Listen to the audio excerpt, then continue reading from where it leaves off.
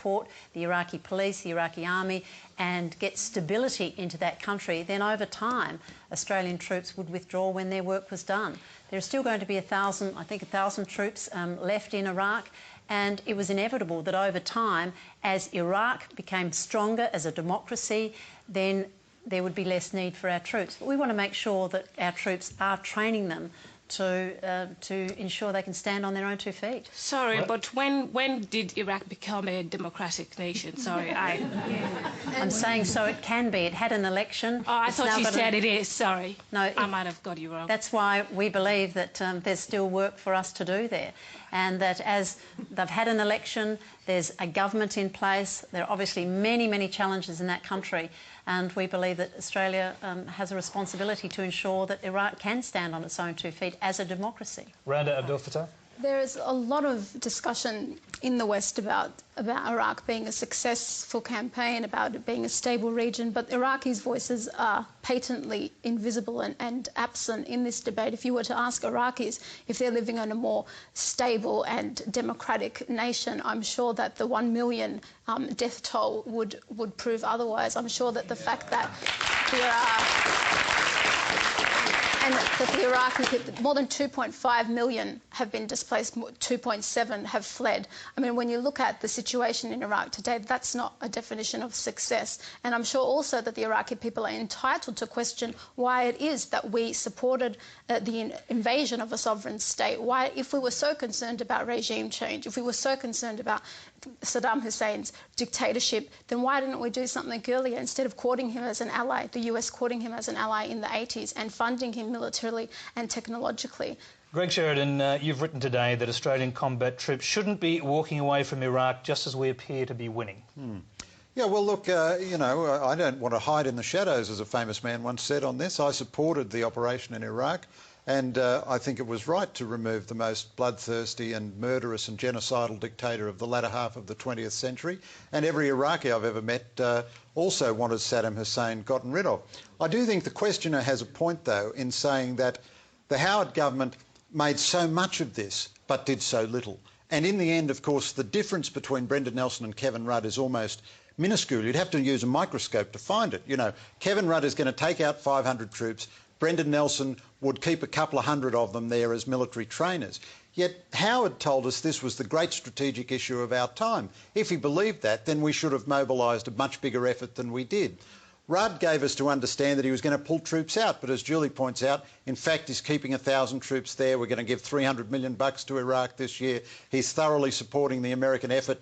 In reality, both sides of Australian politics have approached this essentially, I think, as an alliance management issue through the prism of how they manage their relations with America, which I think is a bit unfair to the Iraqis themselves. Julie Bishop, not a sort of paper width really between your position in the opposition and Labor's position now. That's what's being said.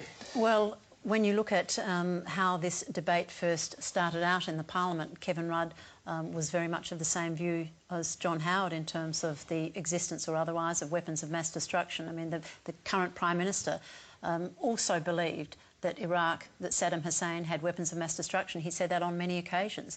And so if you start from that position moving through, of course, once there was an election in Iraq, once we saw that there was an Iraqi government that was trying to re-establish some sort of order in the country, then over time the Australian troops would come out. I mean, that's not a surprise. That was always the Howard government position, and I'm not surprised it's the Rudd government position. Very quick response from the Rudd government's representative here tonight, and we'll have to finish off.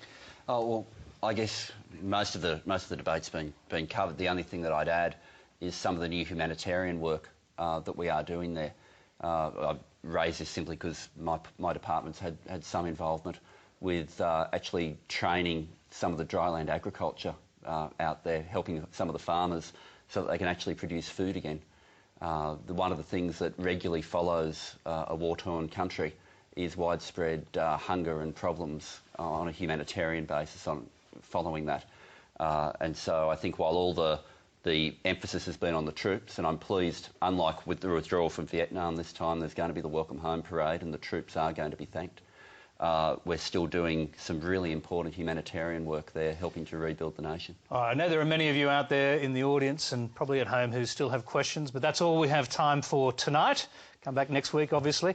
Thanks for joining us on Q&A, and thanks to our panellists, Stephen Mayne, Julie Bishop, Randa Abdel-Fattah, Tony Burke and Greg Sheridan.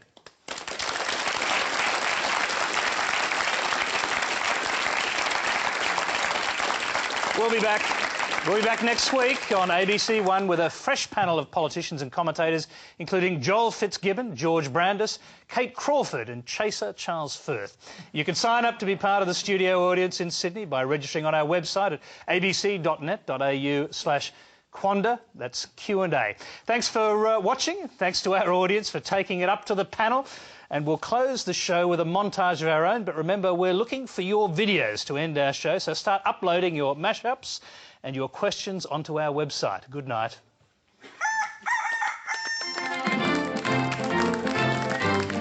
Go on. It's your turn. Go on. Go on. Go on. It's your turn. Make my day. Don't be bashful. It's your turn. Go on.